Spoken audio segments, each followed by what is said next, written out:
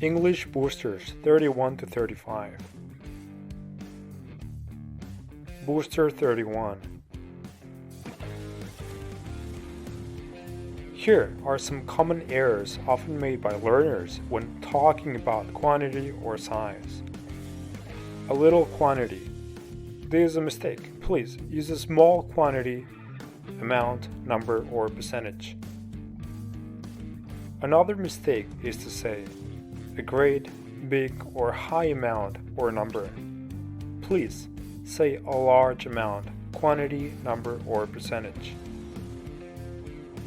Another common error is to say high or big importance or significance. This is wrong. Please start saying a great importance or a great significance.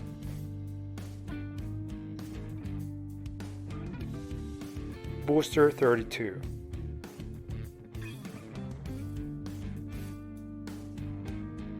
The difference between in the end and at the end lies in their usage of prepositions, highlighting the importance of prepositions in English as they can alter the meaning of a sentence. In the end, it means finally, and is used to refer to how everything concluded in a story. For example, in the end, everything went smoothly. At the end, it means at the conclusion of something. A common usage could be, at the end of the movie, I fell asleep.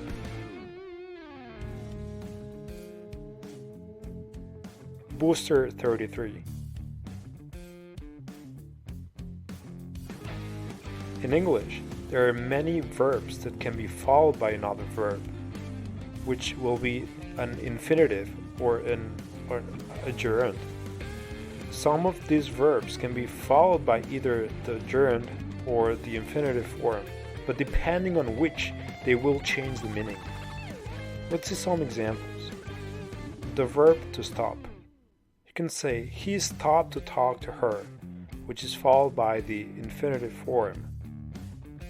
This means that he was walking around, then he saw her and stopped to have a conversation with her. Now, let's see the verb to stop followed by a gerund form. He stopped talking to her. This means something absolutely different. This means that he no longer talks to her because he had angry or annoyed with her, so he decided not to talk to her anymore. Some other verbs with change in meaning are forget. She forgot to send the email, which means that she didn't send the email. But she forgot sending the email means that she doesn't remember sending the email she had already sent. When followed by an infinitive, as in he went on to write the report once the meeting had finished, this means he finished the meeting and then wrote the report. But when followed by the gerund form, as in he went on writing the report all evening, which means he was writing the report and continued to do so. Another verb is the verb to regret. If followed by infinitive, as in I regret to tell you the unhappy news, this means I have to tell you the unhappy news and I am sorry about this. If followed by gerund, as in I regret telling you the unhappy news, I can see it has upset you. This means I wish I hadn't told you the unhappy news because you are very upset now. The verb to remember is another verb with different meaning depending on the form in which it's followed. If followed by infinitive form, as in did you remember to meet John today, it means that you were supposed to meet John because it was scheduled, and they are asking you if you remembered to do that. If the verb to remember is followed by a gerund, as in did you remember meeting John, they are asking you if you have it in your memories. You had met John before and they're asking if you remember that event. Booster 34. To say that you agree with something or someone.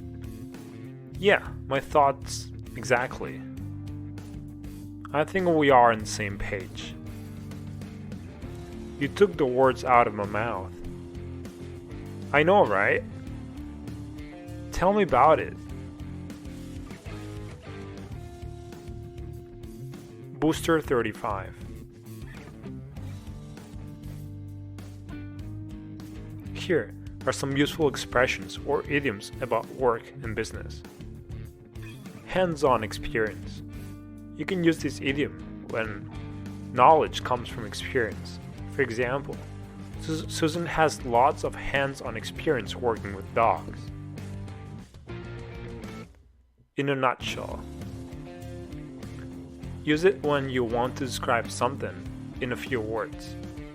It is similar to in summary, in short. Compactly or to sum up.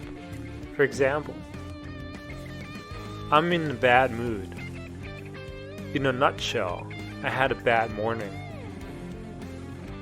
When someone is extremely busy doing something at work, you can say, to be up to his eyeballs.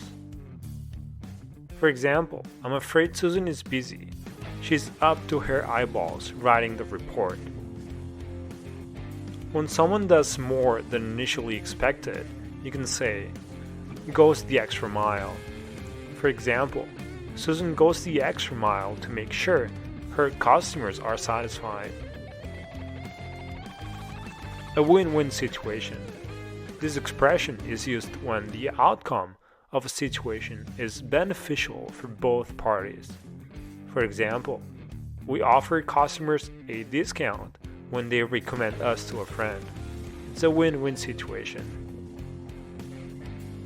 When someone is busy doing something at work, you can say, to be tied up in something. For example, I'm afraid Susan can't come to the conference today.